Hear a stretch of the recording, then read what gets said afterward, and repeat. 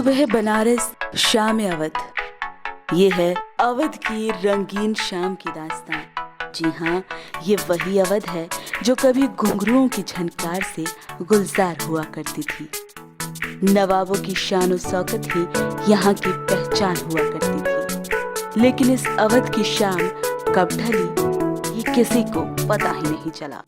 नमस्कार, आदाब। आप देख रहे हैं नेटवर्क न्यूज़ और मैं हूं आपके साथ रंजना शंकर सिंह। नज़ाकत, अंदाज, तहजीब और मेहमान नवाजी के साथ साथ और भी बहुत कुछ है देखने को, जहां आज नेटवर्क न्यूज़ की टीम आपको लेकर के आई है।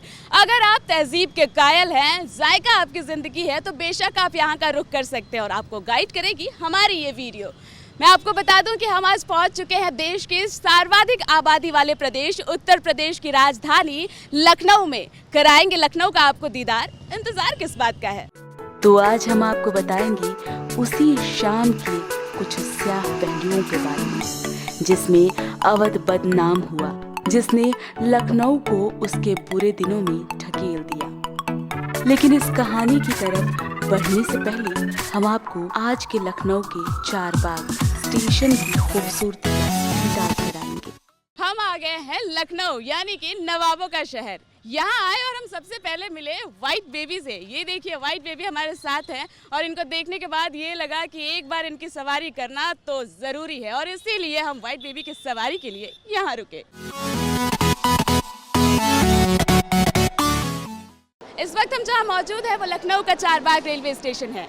ये चारबाग रेलवे स्टेशन मुगलों के अंदाज में बना हुआ है। अपने आप में अजूबा है ये रेलवे स्टेशन। और आपको ये भी बताना चाहेंगे कि सन 1916 में यहीं पर पंडित जवाहरलाल नेहरू और महात्मा गांधी ने पहली बार मुलाकात की थी।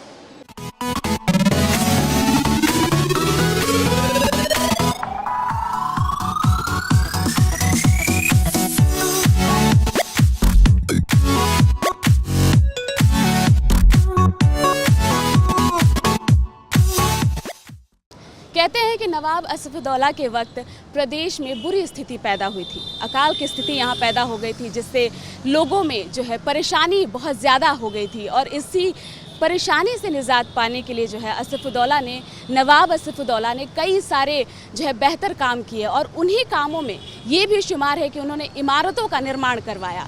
इमारतों का निर्माण करवाने से उन्हें ये फ़ायदा हुआ कि जो मेहनत मजदूरी करने वाले लोग होते हैं उनके पास काम हो गया, वो काम करके अपनी रोज़ी रोटी चलाने लगे। और इसी इमारतों में जो शुमार है यहाँ पर एक बड़ा इमाम बाड़ा है। मैं आपको बताना चाहूँगी कि बहुत ज़्यादा मशहूर है। आप मेरे पीछे देख सकते हैं, इतना खूबसूरत कलाकृति है।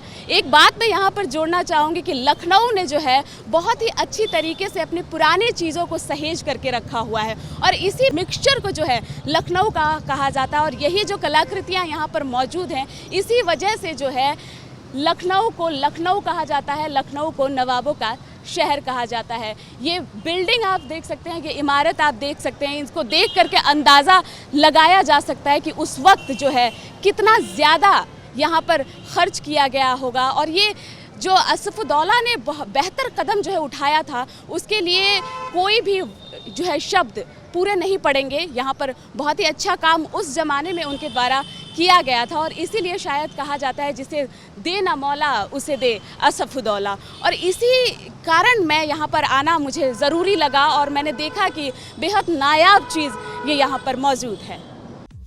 इस वक्त जो आप नज़ारा देख रहे हैं, ये कोई आम जगह नहीं है। ये है बड़ा इमाम बाड़ा। इमाम यानी पुजारी, और इमाम बाड़ा यानी पुजारी का घर। जब आप लखनऊ इमाम बाड़े के पास आएंगे, आपको ऐसा एहसास होगा कि आप किसी ऐसी जगह पर हैं जिसे बनाने में न समय की परवाह रही होगी और न ही पैसे की। वाकई आंखों को सुकून और चेहरे पर मुस्कुराहट बिखेरने वाली इस इमारत के पीछे का इतिहास भी बिल्कुल इस इमारत जैसी ही खूबसूरत है। नवाब असफउद्दौला ने अकाल राहत प्रोजेक्ट के तहत इस इमारत का निर्माण शुरू करवाया था, और निर्माण शुरू करवाने का कारण कुछ ऐसा कि किसी का भी दिल बसीज जाए। इस स्थापत्य निर्माण के पीछे कारण था अकाल से निपटना, ताकि गरीब और असहाय लोगों की जिंदगी कुछ दिन और बढ़ जाए। इस इमामबाड़े का निर्माण सन 1784 में करवाया गया था। जिस तरह से हमने आपको बड़ा इमामबाड़ा के बारे में बताया, ठीक उसी तरीके से नवाब असफुद्दौला ने एक और इमारत का निर्माण करवाया था। आप मेरे पीछे देख सकते हैं रूमी दरवाज़ा यहाँ पर है, जिसका निर्माण अकाल राहत प्रोजेक्ट के तहत नवाब असफुद्दौला ने करवाया। मज़दूरों के लिए एक बहुत ही अच्छी पहल थी वो, जिसके तहत जो है जो मज़दूर थे उनको जो है रोज़गार मिला, उन्होंने अपना भरण पोषण किया। मैं आपको ये भी बताना चाहूँगी कि कितनी लागत इसमें लगी होगी, ये देख करके आपको पता चल गया, और कितना समय इसमें लगा होगा ये भी आपको पता चल गया होगा, और कितने अच्छी तरीके से ये इसको सहेज के रखा गया है। उसमें लखनऊ वासियों का बहुत ही बड़ा हाथ है, कहीं ना कहीं एग्जाम्पल सेट उन्होंने किया है। साथ ही एक और बात यहाँ पर मैं आपको बताना चाहूँगी कि ये इमारत 60 फीट ऊंची है। साथ ही बहुत नायाब एग्जाम्पल ये है अवध की जो वास्तुकला है उसका। नवाब असफुद्दौला ने ये कदम अपने प्रदेश के लोगों को रोजी रोटी का जरिया देने के लिए शुरू किया। ये कलाकारी देखकर आपको अंदाजा हो गया होगा कि उस समय इसमें कितनी कीमत और मेहनत लगी होगी। इस दरवाजे को तुर्किश गेटवे के नाम से भी जाना जाता है।